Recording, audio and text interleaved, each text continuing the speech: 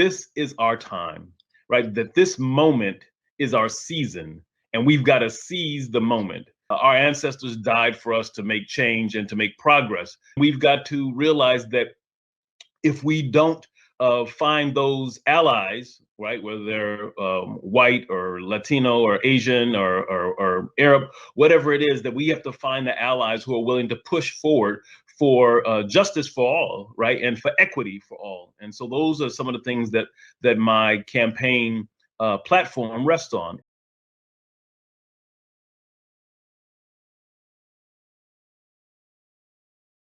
Is ways to bring about people. I'm a consensus builder, and I think that we have the opportunity to do great things, but we have to build consensus.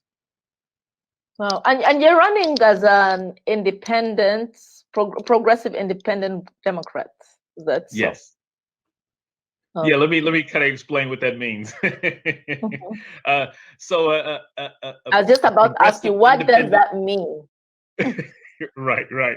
So a progressive independent Democrat. I mean, I've always been a registered Democrat, but I believe that we've got to push the envelope on what the Democratic Party stands for.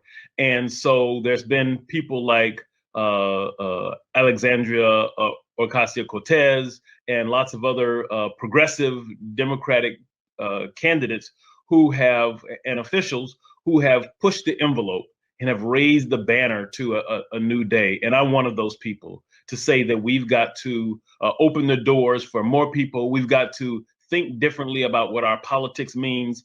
And we can't rest on the things that were yesterday, because that's not moving the needle anymore. And we don't want to regress in our process. Can you give us an example of that? Of us rolling back? No, as some of the things that you're running on that is different from the traditional way of doing things. Right. So, for instance, let's look at environmental, right? The environment. One of the things is that a lot of people are pushing the Green New Deal.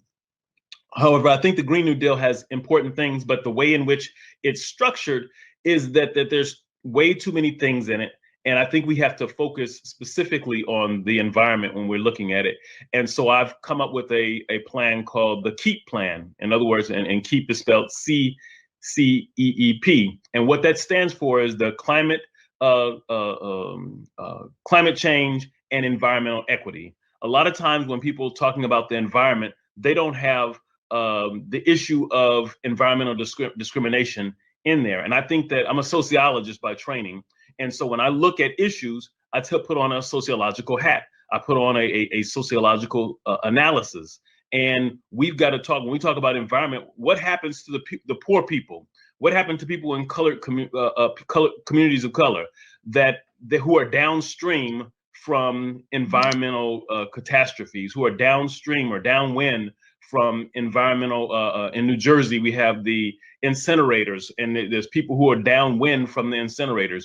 What happens to those communities? But right now, the people fighting, they don't fight for those things. And I'm someone who's going to be the voice of the people fighting for those kinds of things to make sure that we have upfront, hard pushing questions that we raise. I'm pushing for reparations. For me, reparations is a little different. I think that there's reparations is something we have to look at from a multi-phase way. So, for instance, reparations looking specifically at education is that I'm arguing that African Americans should have free education all the way up to a bachelor's. It was illegal for us to know our letters and numbers, and illegal for us to read and write in many places in the country. And so, what has that done to hold us back as a group? To be engaged intellectually and into the development of the country. And so I'm arguing that we need education to be free up to a bachelor's to get to that point where we have better equity in society. So those are very different policy kinds of things than some of the people currently in office and in my in the incumbents push. Some of them might say that it's how sustainable is it to have free education for all? You know, it's that's the question that they might ask. Sure. So my thing about that is that what this would, in New Jersey, we have something called the CCOG, which is the Community College Opportunities Grant. And what that does is that it provides free community college for everybody if you're below a certain economic status. So if you're below 65,000, it supplements the gap between Pell and other financial aid means to fill that void there, right? So that if Pell takes you all the way up to being able to pay except for $1,000, then the CCOG would cover the gap. Well, I'm saying the same is true here, so that in all the way up to your bachelor's for African Americans, that the gap that would be filled would be Pell would be first, other funding would be first, grant funding, and then we would move to I haven't gotten a name for it yet, but the reparations grant that would be for people of African descent. So that's how so it's not, the number is not as big as maybe someone may expect, but because it's a supplemental grant as opposed to covering everything. Okay, Dr. Khalfani, so for the average person who is listening today, how would this directly affect them in terms of tying this to the voting as well as the census? Right.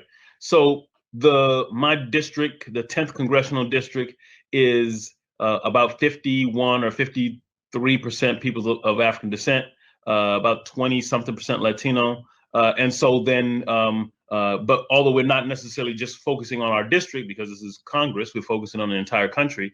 But this will give an opportunity for us we can pilot this, I would suggest, in the 10th district, and then we can roll it out other places as it goes, as we develop how it works and get the kinks out of it. And then so the kinks will be, maybe 2 years down the road, and then we look to for a national rollout after that point. So this gives us a staggered way of doing it so that we can see what the actual real dollar cost would be. We get to see how the implementation of it happens and what we have to do moving forward. And so the real benefits for them is that you have more people who are actually going to getting an education, going to school, and then using that knowledge for job development, for entrepreneurship, for intellectual and personal development, and then those that could increase the number of people who then have the opportunity to get a master's and a PhD or other kinds of professional training. So my objective is to see how that impacts other kinds of professional training in the process. And I think that this will give a good base for it, because today, having, as someone who's been teaching at Essex County College for 15 years now, a bachelor's degree is almost the same as when I graduated as a high school diploma in terms of its being able to place you professionally. So we've got to think differently about what that means, because just a high school diploma doesn't take you very far anymore. Okay, thank you for that information. I was also, one of the things, since you're actually in a college setting, you come from a college background, as a professor. Yes. How can we get the youth engaged? On what are you doing to engage the youth to participate in these elections? So we've been doing a big push. As a matter of fact, coming up this week, I have a whole talk on why we must vote.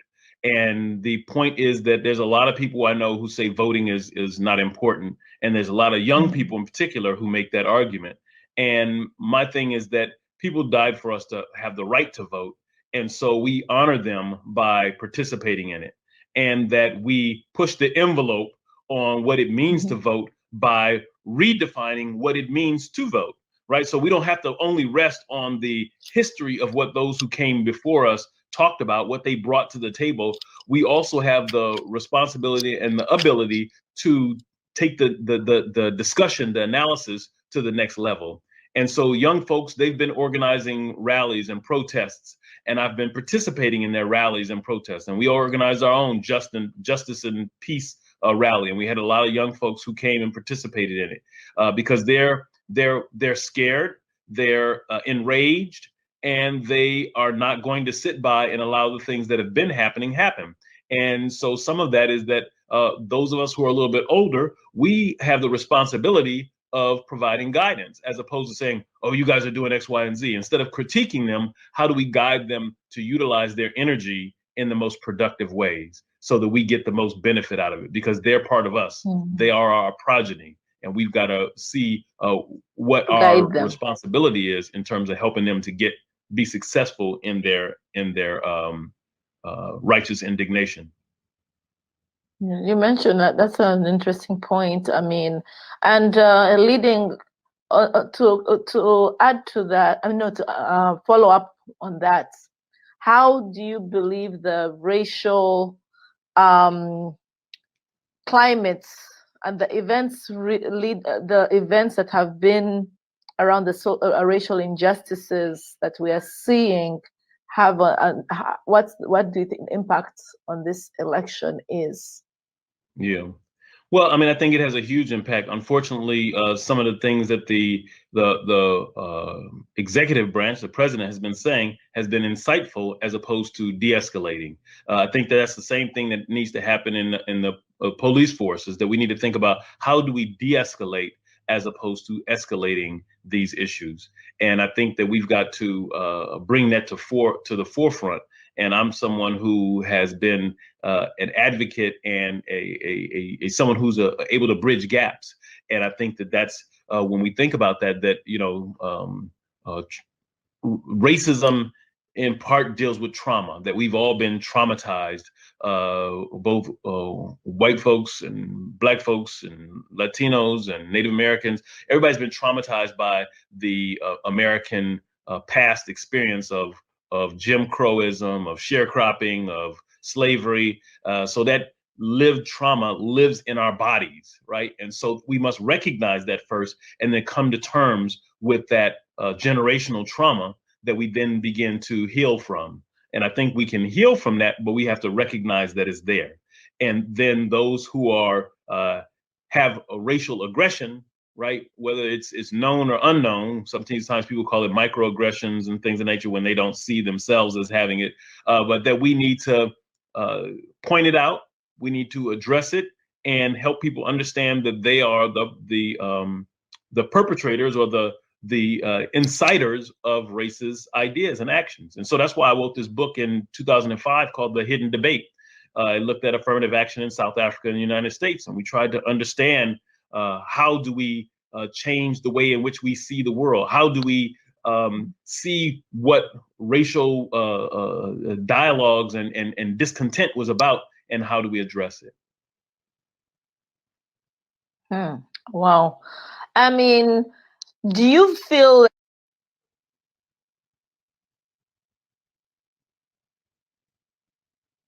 a candidate, and in what ways has it impacted you, and what other opportunities do you see as well? I'm sorry, your question faded out and I couldn't hear you. I was asking regarding the COVID-19, the impact of COVID-19 on the congressional elections as well as the presidential elections, and your candidature, as well as what other opportunities have you experienced from this COVID-19 opportunity? So COVID-19 has been problematic in many ways, but insightful in some ways. In terms of campaigning, we have not been able to really do a whole lot of getting out and engaging the public in ways that we would have in the past. We haven't had a lot of events. There's limits on having indoor events, and then even with political candidates, more people shy away from having certain things. So we have had to think differently about what that is and how we do it. Then the other part about it is about voting. A lot of people are scared to come out and vote, so they want to vote by mail. But of course, the current administration has done some heinous things in terms of limiting what happens with the vote by mail process, and removing machines out of the sorting machines out of the post office, not paying overtime, all kinds of stuff that is hampering and causing more fear both in employment for postal workers and in the probability of people thinking that they're going to get their ballots on time, get mailed to them, and then mailing them back out. So those are clear examples of the impact of COVID-19 on the electoral process. But it's also caused us to be innovative and to think differently about what it means to get out there and talk to people and interact with people. So we've had virtual fundraisers.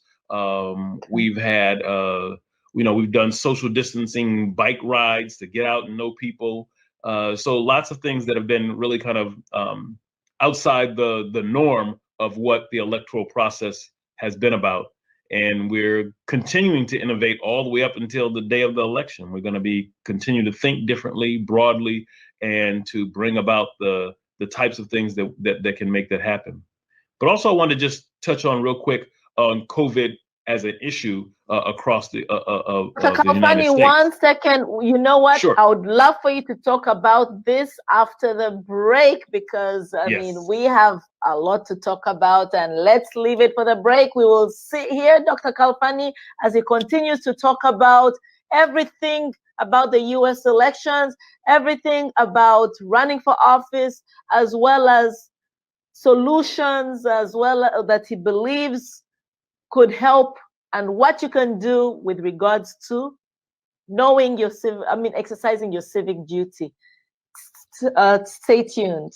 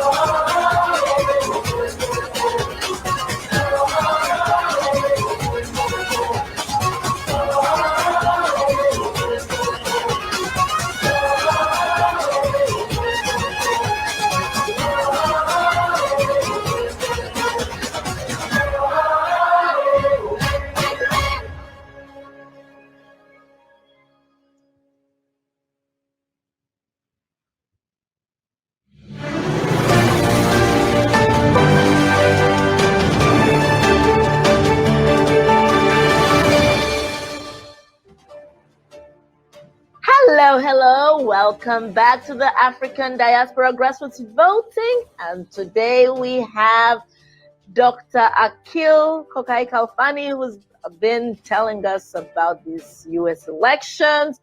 Again, I am your host, Busima Tsiko Anden, and Dr. Khalfani, welcome again. I would like to get back to your thought process on COVID-19 that you're trying to explain to us. Yes. Once again, thank you for having me. So that with regard to COVID-19, I'm arguing that we've got to have a more holistic and comprehensive recovery idea and plan. I think that one of the things that in government in general is that a lot of things are not holistic. They're kind of piecemeal. And I think that a progressive new way of thinking about governance is, how do we have a comprehensive thing, not just for my constituency, but for the people of America, the people of in representing New Jersey, the people of New Jersey, but also the people of the United States. And then we have to think about what is our place in the global world. And so with regard to the pandemic, there's so many people out of work, so many people who have housing issues. Mm-hmm. And I think that one of the things with the housing issues is that people who have mortgages, right, that some of them have had their mortgage payments delayed by the CARES Act, which is a great thing. But we need to push the CARES Act a little further, because we want to make sure that in the end, people are not paying double for their interest on the loan, that the part that was delayed. So the forbearance goes into the end of the loan, but we don't want mortgage companies and banks to capitalize on that, because then American people are going to be paying twice on the interest on those payments. And I don't think that's fair. So if we're looking at, if that was from some other reason, if something that the person needed individually, but this under this pandemic reality, we cannot allow for the banks to capitalize on the dread and harm of people that has already come because of the pandemic situation. The second thing is really a mortgage foreclosure moratorium in general. One of the things that we have to look at, and this is within the pandemic, but also beyond it, its scope. Because if you look at what's going on in the mortgage industry and the foreclosure industry, I'm going to call it an industry, because people are losing their houses at such a ridiculous rate. And New Jersey is one of the largest hit states. And what happens is that if you lose your house goes up for foreclosure, someone can bid for it at a sheriff's auction for whatever the going rate is. So if your house is $300,000 or $400,000 or $200,000, whatever it is that this Dr. Khalfani, sorry to interject here a bit. Please wrap up that point, because we don't have much time to cover some things that I would like to ask you regarding. So yes, so please wrap up your thoughts on that. In the end, that we've got to do something to adopt a measure so that there's a moratorium on foreclosures. Is the bottom line. That's what I'm saying, is that we need a moratorium on foreclosures, period.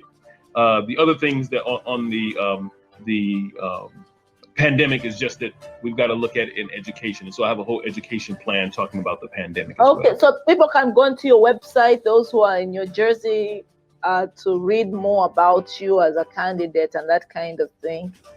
Yes, they can go to www.akilkhalfani.com. Okay, wonderful. Yeah, so I wanted to find out from you how you're going about the issue of where can people go to vote in your constituency. People who are not sure about voting, how are you dealing with that?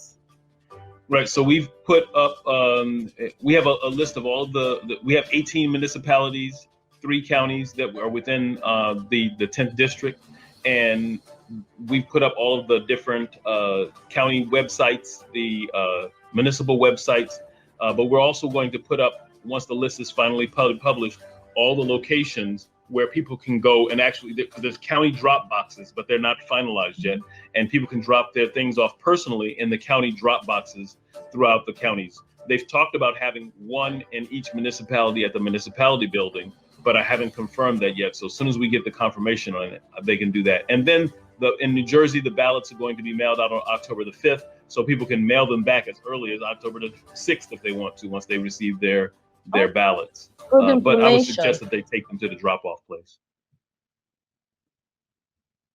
Well, the question is, who is going to be on my ballot? What should I expect? And especially for first-time voters. Yes. So first of all, if you're in the 10th congressional district, I'm going to be on your ballot. So I encourage you to vote for me. Each county, the people are represented in different places. So in the Essex County, I'll be 3D. Hudson County, I'll be 3C, and Union County, I'll be 4D. So they move us around some. But there's obviously going to be a line for the Republican, a line for the Democrat, and then the other candidates will be down below those issues. And my encouragement is for people in terms of voter education is that really spend some time, go to the people's websites. Don't just select down ballot because that's what the incumbents want you to do. But we always don't get the best representation when we do that. So my suggestion is that we need to educate ourselves. We need to be an educated populace. And by doing so, then we get the best candidate who can represent us, our issues well, and represent our communities well. Thanks for that information.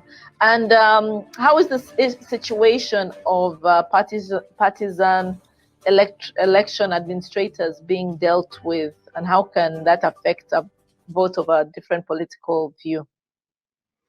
Yeah, well, in New Jersey, it's a Democratic, or not just Democrat, but it's a party machine state, if you will. So you have Republican and the Democrats who have the lion's share of the votes in the state, and then you have they try to push their party line, that is the line on the ballot.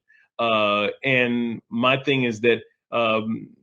That people, I think people are kind of frustrated with that because they haven't gotten the outcome that they want. So therefore, that partisan ship has continued to push people away from those parties because they are frustrated with what the partisan bickering and the partisan lobbying and the partisan. More of the same to them. More of the same. Yeah, exactly. More of the same and more of a problem. And we present okay. Yeah. Oh, wow.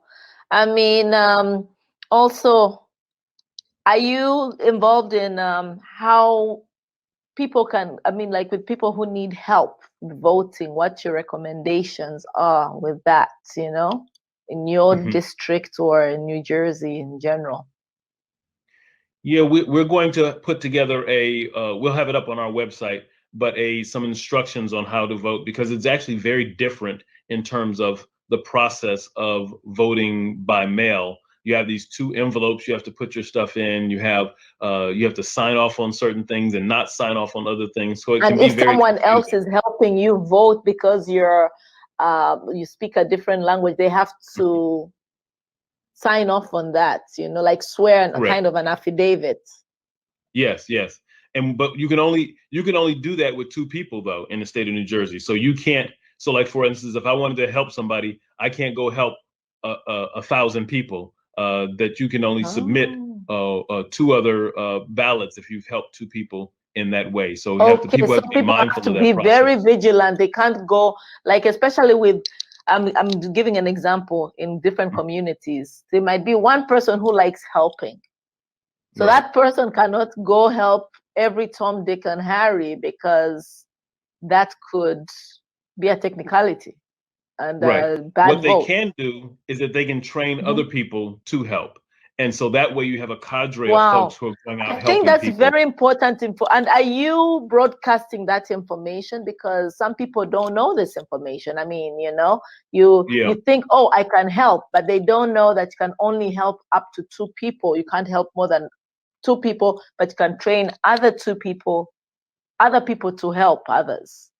But that, I think this information we haven't done that yet. Vital. We're going to do that as we get closer to October, because we do it now and people don't get their ballots for another month, then you have a lapse of memory about certain things. So as we get closer to October, and we'll also create fear. To create fear, may create fear, right? Yeah. I mean, it can create fear or just not recalling what the steps are, and then you got to go retrain people, and we don't have enough staff for that. So. Yes. All right. It's just you're setting out your priorities right now. Yes. Okay. And then what about, is it true that there is early reduced voting? And what does this mean if it's true? Yeah, well, there's been, since the 60s, there's been people trying to scare people about voting. And that's why we had the Voting Rights Act, right? So that these extra legal measures that governments and individuals were introducing to people, whether it was a poll tax or you had to read or write, or you had to do all these extra legal things. That's what the that was what the whole purpose of the Voting Rights Act was to stop all of that. But now we have other kinds of things that are creating a different set of problems. So the whole issue with the postal service and not having the resources or closing down, the issue with mail being delivered slow intentionally is another one. And then having, in Florida, for instance, the last election, they had people being intimidated to get to the polls. So all of these things we have to confront on a national level, so that those kinds of, the Constitution bears the right for people to vote, but these extra legal measures are the things that people try to do in opposition to the Constitution.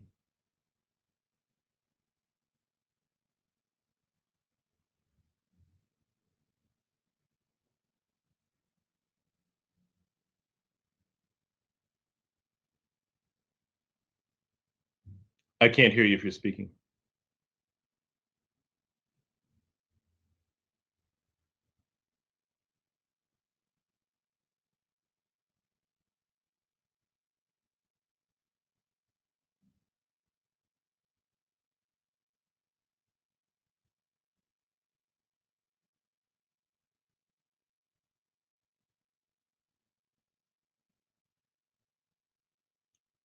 Hello.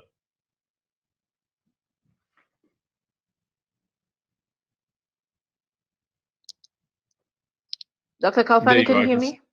I can see you and hear you now. Okay, for a moment I think there was some technical difficulty. I couldn't hear you. I could hear you, but couldn't hear me. Yes. So I was asking you. I say I commend you for deciding to run for office, because there's not many people of color running for office. Mm-hmm. And we need more people to participate in such decision making opportunities. And so what would you tell someone who's thinking of running for office but is on the fence? Mm-hmm. That's a great question. So my first thing is that, and this is, I believe, and this is what I retell my campaign committee all the time, and that is that being in the electoral process and winning an election is not winning. Winning is when you get into Congress and you're doing the work of the people, and you make changes to bring about more equity and more justice in society. And so that we're working right now to develop legislation so that when we get there, that we have the things moving forward that we're already working on. We don't want to be coming into office and then sitting there 6 months, a year, not doing anything, and then it's time to start campaigning again, because this cycle for Congress is only 2 years. So my suggestion is for people to come in with a plan, to come in planning to work hard in your campaign, and to put the people first as opposed to yourself first. This is not a job for like some in the past, maybe, that this is a job for you to be seen in a lofty position. This is a job for us to create a better society for our children and our children's children. Okay, thank you so much, Dr. Khalfani. Please give us your closing remarks in a minute, in 1 minute. Okay. And this has been a very entertaining conversation, and we definitely wish you the best as you run for office. And hopefully you can have some, yes.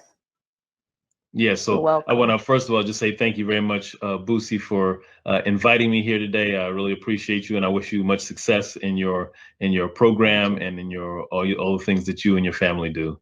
And for the people, I want to say that I'm looking forward to getting into Congress and working very hard on your behalf, working to bring about the types of meaningful change that will make the society a greater place for us all, that will create the environment for our children and for the next 2, 3, 4 generations, because I want us in the end to say, what pyramids did we leave behind for the generations to come? That means that what did we do today for people who are here 1,000 years from today? And I think we have the ability to do that, but we have to think holistically. And I'm someone who does that, who thinks holistically and really pushes the envelope on things and has solutions. And so I ask you to vote for me. I need your support. I need your participation to make this thing successful, and together we will win. Thank you very much. And go to our website, www.akilkhalfani.com. And every Thursday, we're on Facebook Live with a new issue that we're addressing. So check us out on Facebook and Instagram, and you can come in and support us and participate in all the ways and bring us your issues. Thank you very much. Thank you so much, Dr. Khalfani. I would like to thank our dear guest, Dr. Akil Khalfani, for sparing time to educate us on important things surrounding the elections, as well as his jumping into the running for the congressional race for the 10th district of New Jersey's 10th district. Dr. Khalfani happens to be a change agent and a professor, as well as the head of global international, the Global Center? Center for Global Education and Experiences. Yes, at Essex County Community College, as well as head of Africana Studies there. It's been an honor, and I would like to thank you all, my dear audience, for joining us. And I can't wait for you to join us next week on the African Diaspora Grassroots Voting. I am your host, Pusi Matsiko Andan, on Afrique Today. You can also follow me on Busi Matsiko Andan on Instagram, as well as Busi Matsiko Andan on Facebook. Till then, have a wonderful week. Bye-bye.